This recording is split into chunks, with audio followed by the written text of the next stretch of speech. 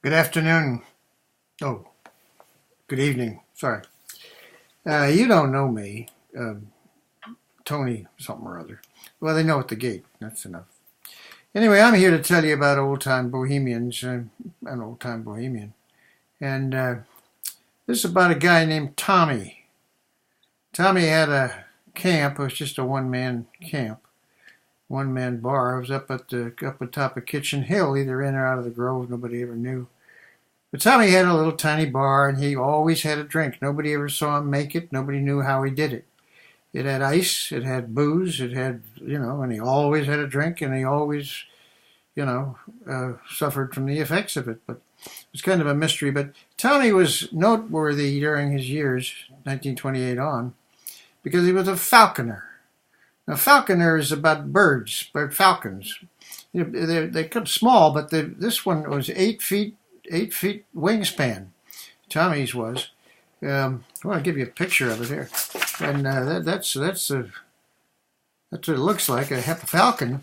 They had little hoods, and they put the hood about the size of a golf ball. Put the hood on the face there, and the things take off. And boom, boom, boom, God. And anyway, they get rabbits, and dogs, and cats, and anything that's smaller than they were. That used to be before the bow and arrow, before the gun. They used the birds to get things, and that's the art of falconry, which is either an art or a sport, depending on your viewpoint. And it's 4,000 years old, and Tommy was one of the few Bohemians who were expert in this art. As a matter of fact, he had a book. The book was by Holy Roman Emperor Frederick II of Hohenstaufen. And the book is called Ars Venendi cum Awabis. And you want to write that down if you want a book about falconry. It's 1775. That's when it was published. Well, it couldn't be published because they didn't have any publishing, so it was a scroll. And then wrote down the scroll in 1275. And anyway, if you want to get it, you can get it. Now that wasn't that was a picture of Tommy's bird, but I'll tell you what happened later. But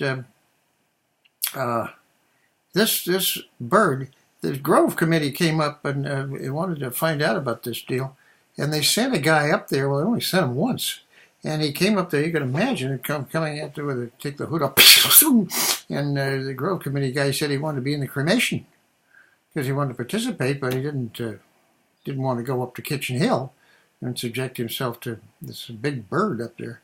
So anyway, that happened, and the Grove Committee never got a hold of this deal. They don't like females, that's one, but they don't like female birds. Nobody knew if this was a female or not, because they couldn't get close enough to figure it out.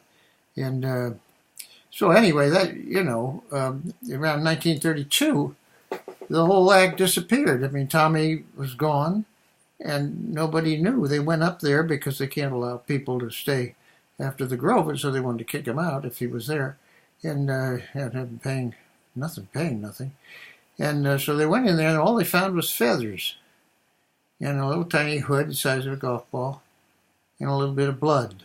Didn't know whose blood it was. That's all they found, and that's what's left of the history of Tommy and the falcon.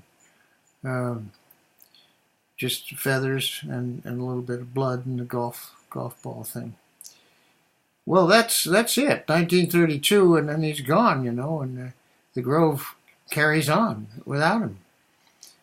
So thanks for listening, and I hope you'll be here when we do more of these things.